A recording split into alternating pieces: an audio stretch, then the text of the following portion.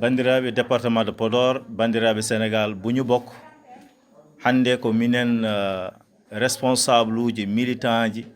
fotti ɗo en e nder département de Podor fottinamen ɗo hande ko wadde lancement des ventes des cartes ɗi gandanɗa hoorema notre futur président Barthélémy Toye Dias o waɗino lancement des cartes ko ɓooyani ko il y a quelques mois guilen nden noon minenne ko hanki min gummi to Dakar min gari addi amen ko jokkodirde e responsable uji e militant ji département de Podor ɗo en e Ndioum hôtel Samassa fottini amen ɗo hande ko yeede carte parti no Sénégal buñu bokk mo gandanɗa hoorema e gardugol Barthélémy Toye Dias min nanni ɗum ɗo e nder département de Podor ala ko ummini amen noon sana darde ala ko ummini amen sana yidde hollidde département de Podor ko dartete ko e ko ƴewete ko fof gueɗel mabɓe nen hen min mbaɗi erago noon kala ɓiɗɗo département de Podor najo gonɗo ɗo en e nder Podor sur les 22 communes amen mbiya moon bisimilla moon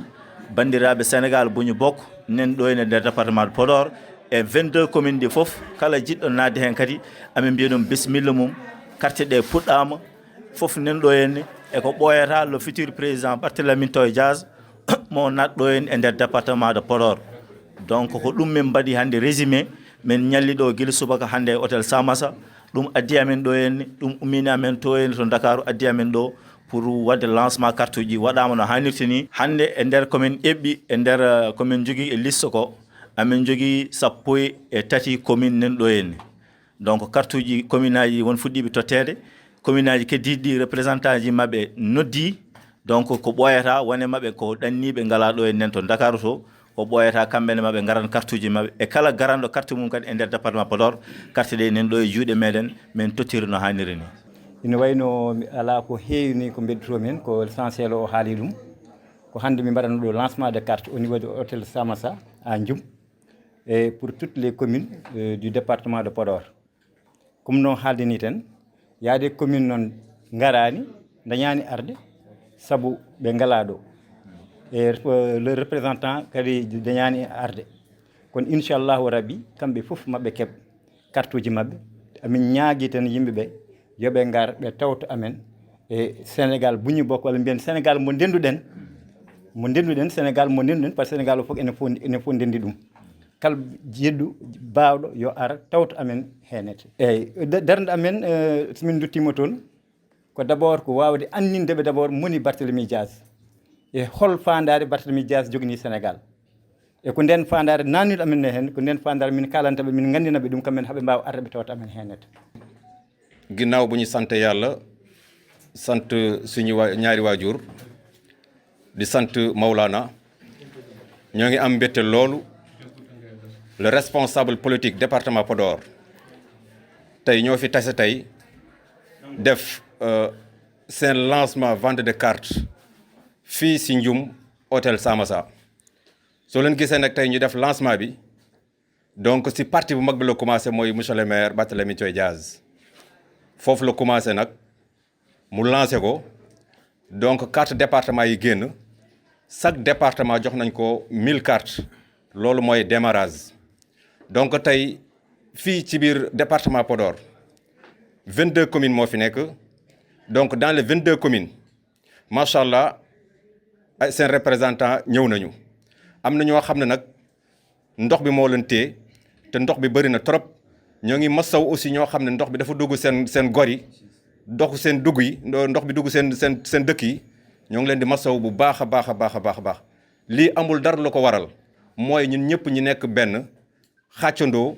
dóorandoo ñu xam ne Sénégal bu ñu bokk moo ñu ñor suñu bunt nag tëjaluñu ko kenn di jaaba à njëyir ba surtout je lance un message opposition bi su fekkee lu ngeen di woote dëgg la si yéen tey opposition moo leen ñor te tey suñu leader bi tey opposition la nekk donc ñoo ngi leen di tàllal loxo ngeen ñëw ñu dóorandoo xàccandoo gis ngeen tey réew mi tey nu mu mel ak nu mu méttee tey gisuñu tey kenn koo xam ne tey taxaw na fi tey pour mun fi jëlee ñi donc ñëpp nañu bàyyi xel monsieur le maire Barthélémy Toye Dias koo xam ne jox nañ ko mairie bi 2 ans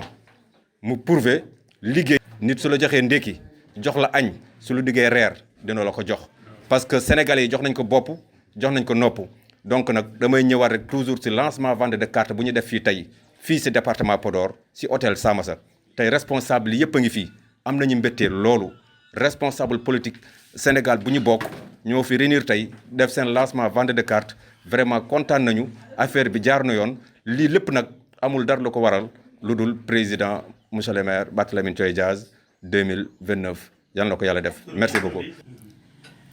Et nous sommes réunis aujourd'hui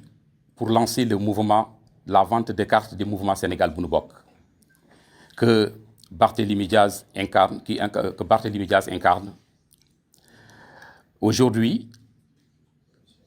sur les 22 communes que compte le département de Podor, 13 sont représentées. Et ceux qui sont venus par leur propre gré.